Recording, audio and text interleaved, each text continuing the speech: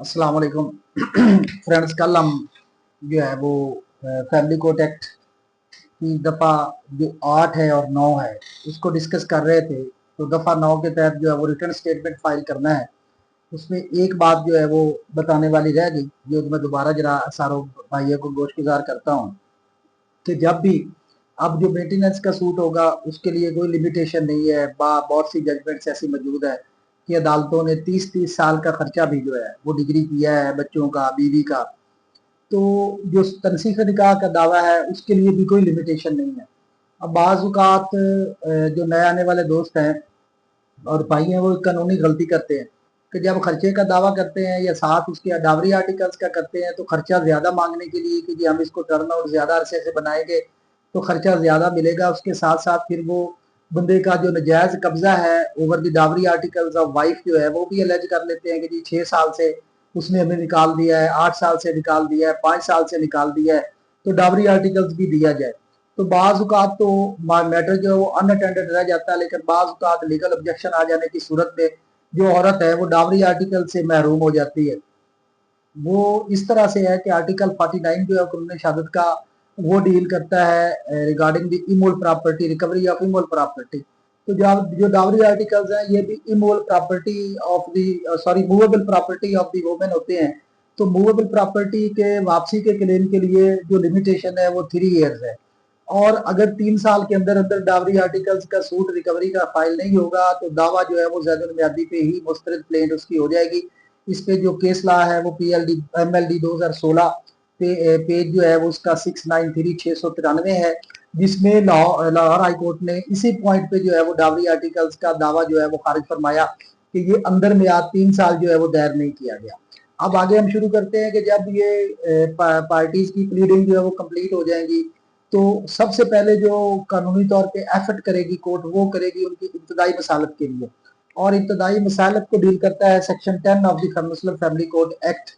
और उसकी sub section जो 1 है उसमें है कि वो प्री ट्रायल के लिए कोर्ट कोशिश करेगी। उसके लिए रिक्वायरमेंट जो है उसमें नंबर 1 है कि पार्ट नंबर 2 जो उसका सब सेक्शन 2 है 10 का, उसमें पार्टीज को अदालत जो है वो समाअत करेगी, दोनों फरीकैन को सुनेगी, उसके साथ साथ कौंसल्स को भी सुना जा सकता है।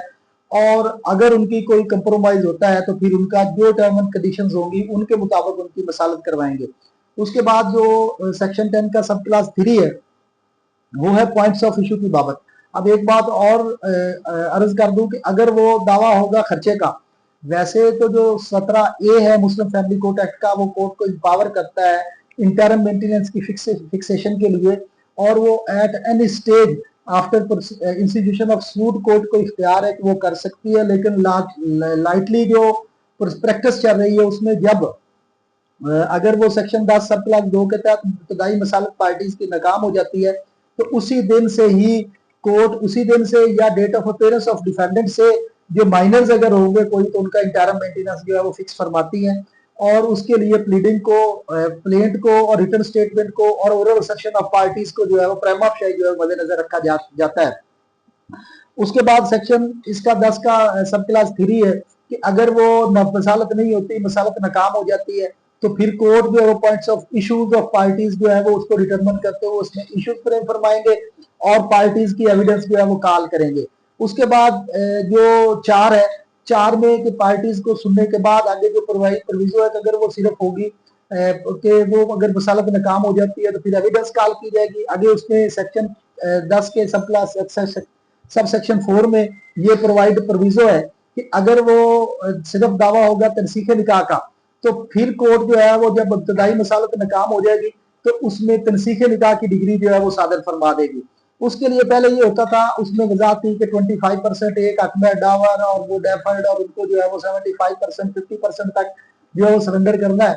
लेकिन उसके बाद उसकी मजीद वजाहत कर दी गई पीएलडी 2022 फेडरल शरीयत कोर्ट के डिसीजन पेज नंबर 25 की जजमेंट के मुताबिक कि होल ऑफ क्लेम जो रिगार्डिंग दी दावर है उससे जो बीवी है उसको मुकम्मल तौर पे जो वो दस्तबरदार होना पड़ेगा और जो उसने हक में वसूल किया होगा वो उसको वापस करना पड़ेगा।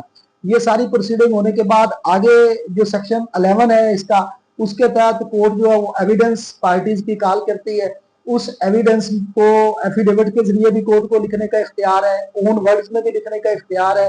اور اس میں جو ہے وہ پرووائڈیڈ اسی میں دفعہ جو 11 ہے اس میں ہے کہ کورٹ کسی بھی وٹنس کو جو ریلیونٹ ہے اس کو ایویڈنس کے لیے کال کر سکتی ہے.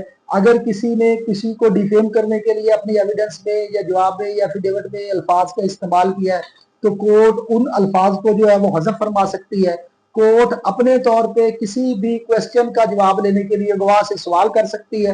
اور اس طرح سے جو ہے وہ بیان جو ہے وہ دونوں پارٹیز کی جو ایویڈنس ہونے کے بعد جب ایویڈنس ہو جائے گی تو کورٹ کا جو پروسیجر ہے وہ ٹرائل جو ہے وہ مکمل طور پہ کنکلوڈ ہو جائے گا. اور ایویڈنس ہونے کے بعد پھر کورٹ جو ہے وہ ایک دفعہ پھر سیکشن 12 کے تحت ری ایفرٹ کرے گی اور حتمی مسالت کے لیے دوبارہ فری ٹائم کو طلب کرے گی کہ آپ جو ہے وہ اگر آپ کی کوئی مسالت ہو گئی ہے تو آپ آ کے جو ہے وہ پیش ہو. یہ تھی ساری میری گزارشات جو میں نے آج کی. انشاءاللہ نیکسٹ ویڈیو میں ہم اس کو فیملی کورٹ ایکٹ کو جو ہے مکمل طور پہ کنکلوڈ کریں گے. السلام. اور میرا جو چینل ہے اس کو سبسکرائب بھی کریں, اس کو شیئر بھی کریں, اس کو لائک بھی کریں. السلام علیکم.